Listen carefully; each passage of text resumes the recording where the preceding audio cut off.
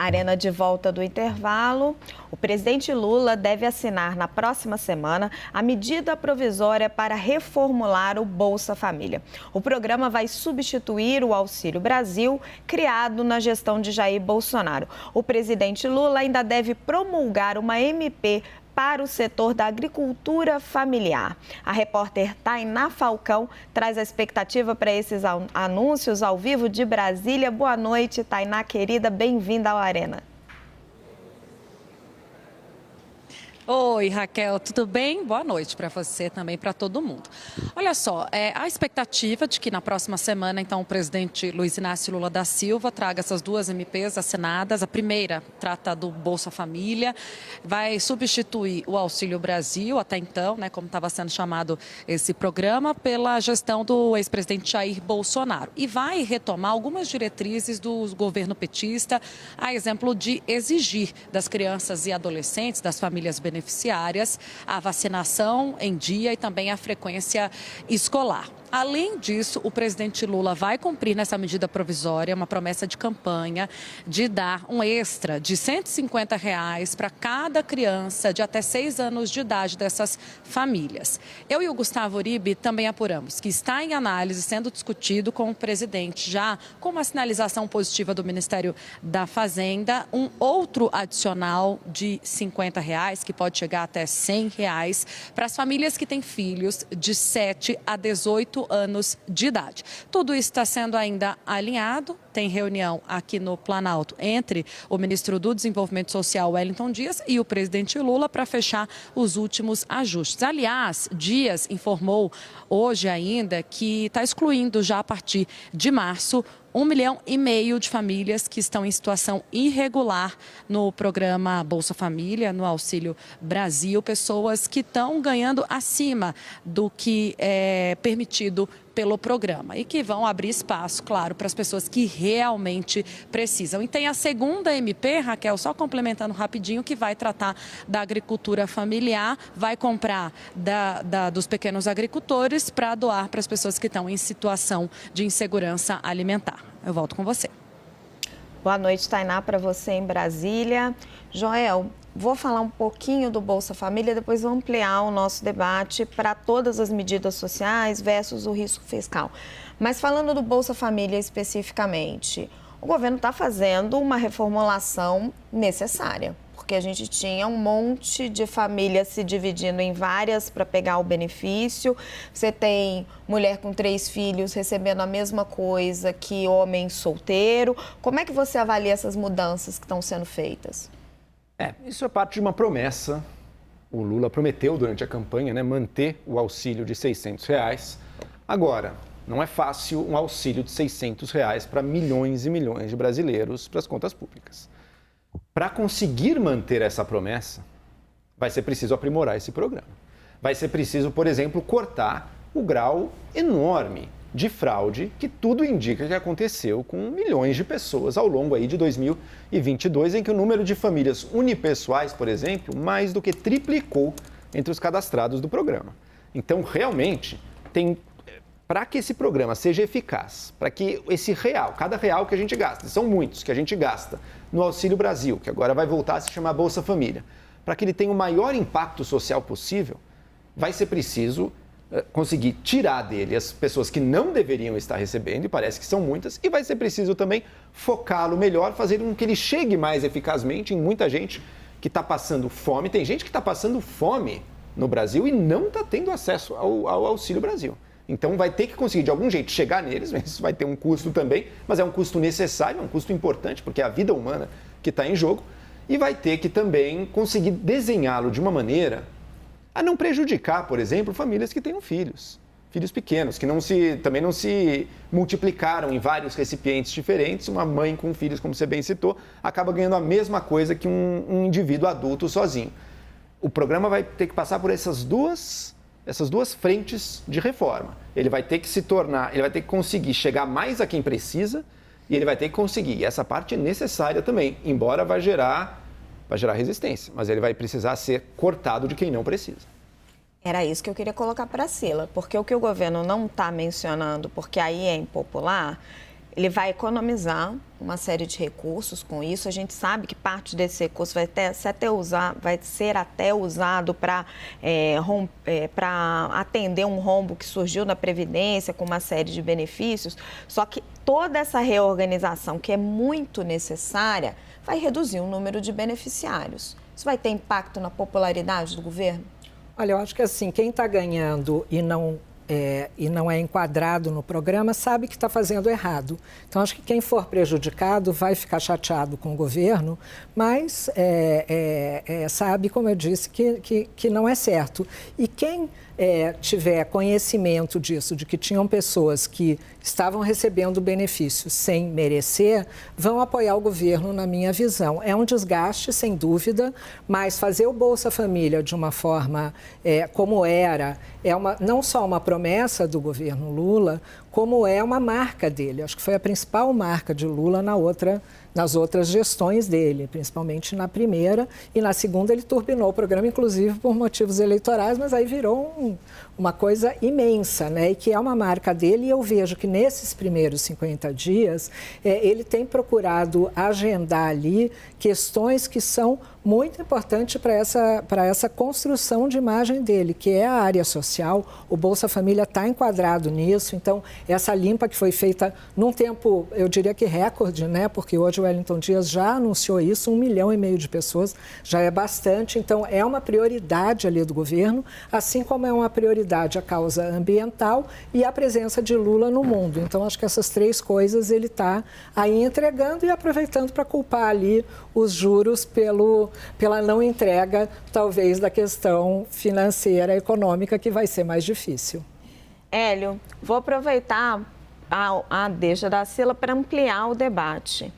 Nos últimos dias aí, medidas recentes, nós tivemos o anúncio do aumento do salário mínimo, o anúncio da correção da tabela do imposto de renda, o anúncio das dotações do Minha Casa Minha Vida, agora essa reformulação do programa Bolsa Família, e acho que ainda está me faltando algum. Foi uma série de medidas positivas e não estamos ouvindo nada. Estão preparando o Desenrola. O programa de renegociação de dívidas ainda não saiu. E não estamos ouvindo nada sobre o arcabouço fiscal. Tudo isso custa dinheiro, né? Dinheiro para todo mundo. Da onde veio o dinheiro? Não está explicado. Obviamente, como não nasce dinheiro ali na esplanada dos ministérios, etc., esse dinheiro vai ter que ser tomado do brasileiro em dívida ou tomado via impostos em algum momento. Então, esse é o problema. O Bolsa Família, o Joel pontuou uma coisa muito importante, porque tem a questão de quem está desenquadrado do Bolsa Família e continua recebendo, e claro, isso é um mapeamento automático do governo que em algum momento ele corrige. A outra são fraudes contra o Bolsa Família, que a gente sabe que é muito grande, né? Agora, se resolvesse isso, que eu não acredito que vai se resolver a parte da fraude, a gente tem que tomar cuidado, porque um programa desse, importante para a gente ter uma sociedade que não tenha gente abaixo do nível de dignidade, eu acho que o Bolsa Família é o menos pior entre todos os programas de governo, o político, ele tem interesse em ter mais gente dentro desse programa, com mais valor, que é o que a gente tem visto nos últimos anos. O político quer ser populista e botar mais gente. Mas para o Brasil, o que a gente quer ver é gente saindo desse programa. Menos gente ao longo do tempo neste programa. Então, como dizia, se não me engano, o Milton Friedman dizia, não há nada mais permanente do que um programa temporário de governo, que é o que a gente está vendo agora. Então, se isso está acontecendo, né, e está acontecendo, de aumentar o número de pessoas, aumentar o valor, há bastante tempo, passa um governo, vem governo de esquerda, governo de direita, etc., significa que tem algo de errado, que a gente tem que revisitar. Fraude é um aspecto, mas a gente está se tornando, o Brasil está se tornando mais refém desse populismo barato no sentido de que está sendo usado eleitoralmente mesmo, porque isso dá votos, e quem paga o pato no final pelo outro bolso é o brasileiro mesmo, porque o dinheiro não nasce em Brasília. Falta porta de saída para o Bolsa Família, Gabriela? Eu estou até tentando aqui, queria fazer alguns comentários Por antes favor. e aí a gente pode até falar. Mas só lembrando que o governo Lula tinha tirado o Brasil do mapa da fome. E agora, os últimos números que a gente viu foi que no governo Bolsonaro tinha 33 milhões de pessoas passando fome no Brasil. A gente voltou para os números dos anos 90. Então, realmente, a gente vai precisar cuidar disso. A gente precisa investir em programas sociais que ficaram todos desmontados nos últimos anos. Precisa reorganizar o Bolsa Família, e o Bolsa Família, ele ajuda, acho que até complementando o que o Hélio falou, que realmente a gente precisa pensar nesse programa como um programa temporário para que essas famílias consigam se organizar e não precisem mais dele, mas ele precisa ter várias outras coisas que no governo Bolsonaro foram tiradas e no governo Lula, pelo que eu estava lendo, vão voltar, como, por exemplo, as pessoas para receberem esses valores, elas precisam de uma contraprestação, que é criança matriculada na escola, dar educação para a criança tendo educação, vai trabalhar, vai levar os pais, vai ajudar os pais, né? Vacinação, saúde. Então, a gente tem que pensar... eu concordo, precisamos ver de onde que vai tirar esse dinheiro, mas nunca a gente pode pensar em tirar o dinheiro dos programas sociais. A gente tem uma Constituição dirigente. O projeto político, primeiro, o projeto político que foi votado agora foi um projeto político abertamente, o Lula não está fazendo nada mais do que cumprir as promessas de campanha. Ele disse, se eu for eleito, vou investir no Bolsa Família, né, vou aumentar o salário mínimo e tudo mais. E a gente tem uma Constituição que foi votada em 1988, que é uma Constituição dirigente, cujos objetivos são erradicar a pobreza e eliminar as desigualdades sociais e regionais. Então, vai ter que fazer algum ajuste fiscal, mas não penso que seja tirando dos programas sociais nem dos pobres. Por mim, é que eu, infelizmente, não tenho poder, não fui votada, e o Congresso que foi eleito não é um Congresso que tem esse sentimento. Mas, por mim, taxa os ricos, taxa as grandes fortunas, tira o dinheiro de outro lugar, entendeu? Mas não dos mais pobres, é inaceitável. Vai ter que haver uma discussão séria sobre a política social e sobre esse auxílio em algum momento, né? Esse auxílio, vamos lembrar da história dele. Ele surgiu primeiro como um auxílio emergencial no contexto da pandemia, em que o governo primeiro não queria muito, né? Depois aceitou 200, o Congresso subiu para 400, se eu não me engano, e o governo resolveu ainda cobrir a aposta do Congresso e subiu para 600, visto como um programa que ia durar um certo número de meses. Depois viu que realmente existia, e ainda existe, de fato, uma necessidade social para ele. O programa foi estendido, haveria um custo político altíssimo em você não estender aquele programa, e virou o Auxílio Brasil mesmo, deixou de ser só emergencial. Foi estendido e prometido pelos dois candidatos, Bolsonaro e o Lula, para o ano seguinte, para 2023, vamos manter o auxílio de R$600. Para que esse auxílio fosse possível para as contas públicas nesse ano, passou-se uma PEC, que chame de PEC da transição ou PEC do estouro, tanto faz, mas o fato é que ela permitiu o governo gastar muito acima do que era o esperado, do que em tese ele poderia. E agora, esse ano está coberto, portanto. Agora, no ano que vem, a mesma pergunta retorna. É compatível com a realidade brasileira um programa que pague R$600 para milhões e milhões de pessoas? Essa conta vai ter que ser feita, essa discussão vai ter que ser feita. Não é à toa que o Bolsa Família lá atrás não tinha esse valor, né? E que esse valor foi pensado para ser algo temporário. Então, essa discussão vai inevitavelmente surgir. Ou o governo vai querer uma nova PEC do estouro todo ano, mas se for isso, adeus crescimento econômico, bem-vinda a inflação de novo, todos os problemas que a gente sabe, a situação do Brasil, inclusive e especialmente para os mais vulneráveis, vai só se agravar. Sem dúvida, e complementando, num certo momento esse auxílio foi retirado e aí sim o Bolsonaro perdeu popularidade, né? Porque você dá e retirar um benefício é pior quase do que você nunca ter dado na cabeça do eleitor.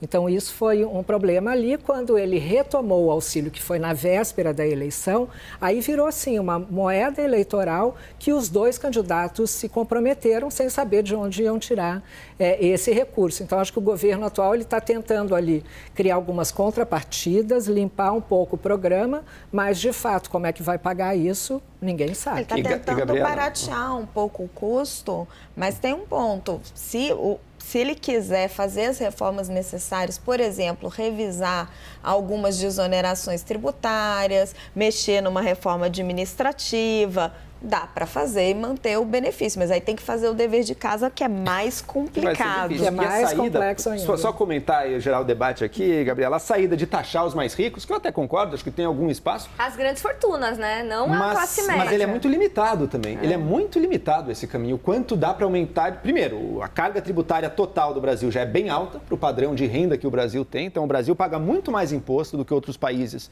com renda similar. Isso, com certeza, já tem um impacto de crescimento. E você apostar que vai dar sempre para arrecadar mais, você facilmente pode promover, primeiro, fuga de capitais do nosso país, pode promover uma situação na qual o crescimento econômico fica tão prejudicado que a própria arrecadação passa a sofrer com isso. Então, não é tão simples assim, não. O Brasil já cobra muito imposto. Eu, pessoalmente, defendo que, para cada imposto que você aumentar para os mais ricos, o governo deveria necessariamente abaixar na mesma medida, no mesmo montante de arrecadação para os mais pobres, para manter a carga tributária em torno desses 34 aí, ou talvez um pouquinho mais, mas porque não dá para sair muito disso. Amei. Entregar, né? Entregar o social, né? E entregar o social. O problema do tributo não é o tributo, é você cobrar o tributo e não entregar, que é o que acontece no Brasil. Você tem impostos altos e a área social, você não tem saúde, você não tem segurança, você não tem educação. Então, acho que a questão do tributo é essa. E agora, o que o Joel falou, realmente, você tem vários exemplos no mundo. Você teve a França recentemente, né? Com a taxação de grandes fortunas, as grandes fortunas simplesmente foram embora, né? Hélio? É isso mesmo. Quer dizer, quando você taxa os ricos têm mais mobilidade, tanto do seu capital, quanto, inclusive, para mudar de país, né? Isso acontece recorrentemente. Os governos vão lá, tentam fazer esse troço, e aí perde a arrecadação, perde talentos, que é o que o Brasil já vem acontecendo há muito tempo, tá? Isso já acontece há muito tempo no Brasil. A gente está nivelando por baixo. Agora, a gente não pode também esquecer, pessoal, um outro problema que eu quero só trazer aqui, que além dos programas sociais, a Previdência Social, ela está com déficit de 3% do PIB anual, é mais que a PEC do estouro a cada ano. E esse número tende a piorar. A Previdência ela tem se comportado, né, como uma pirâmide. Já fizemos uma reforma e não adianta, vai ter que fazer outra e outra e outra, porque ela funciona como uma pirâmide financeira, né? Então, a gente não pode se iludir achando que, olha aí, temos uma previdência que tem que se virar para pagar. Não dá para se virar para pagar se ela é uma pirâmide. Então, é outro problema que está dentro da categoria de programas sociais que a gente vai ter que endereçar de novo muito breve.